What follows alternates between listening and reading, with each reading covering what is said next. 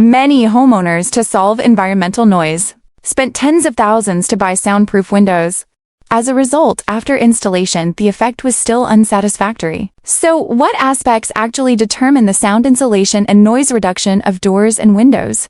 This video will explain the underlying logic of door and window sound insulation all at once. First, the problem might not be with the window itself at all, but rather in the wall opening. Some homeowners, in order to solve the noise issue, installed an extra layer of windows inside their home, but the sound insulation was still poor. In the end, they found that the space beneath the windowsill was hollow, and there were hollow areas and fine cracks on the wall surface. Sound waves don't travel through the window at all, but instead seep in through the gaps. Therefore, before buying windows, check the condition of the windowsill and the surrounding walls first. Otherwise, no matter how good the installed window is, it will be useless. Next is the window itself. Glass configuration is the primary way to achieve sound insulation and noise reduction. How to upgrade? It needs to match the type of noise. One type is high-frequency noise, such as square dancing music, car horns, and sharp, piercing sounds. Matching with insulated double-glazed glass is more effective. The other type is low-frequency noise, such as heavy truck engines and subway rumbles, which have strong penetrating power and must rely on the PVB interlayer in laminated glass to dampen the vibrations. However, it should be adapted reasonably.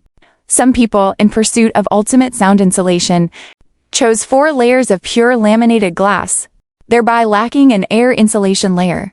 The low-frequency noise was gone, but the high-frequency noise was overlooked, making it sound even more piercing instead. Moreover, because pure laminated glass has no air insulation layer, its heat insulation and thermal preservation performance will also be compromised. A better solution would be to use a combination of insulated and laminated glass, or opt for a design with glass panes of unequal thickness, to weaken the penetrating power of sound waves, thereby ensuring sound insulation across all frequency bands. At the same time, pay attention to potential hidden weaknesses in the hardware and rubber seals on doors and windows. Some windows are very quiet when first installed, but after a year, the noise appears. This is mostly due to quality issues with the hardware or rubber seals. The window sash sagged and the rubber seal lost its elasticity, thereby creating gaps, allowing sound to seep in through those gaps. Additionally, there's the filling of foam and sealant around the frame during installation. The performance and weather resistance of these materials will ultimately determine the long-term sound insulation effect of the doors and windows.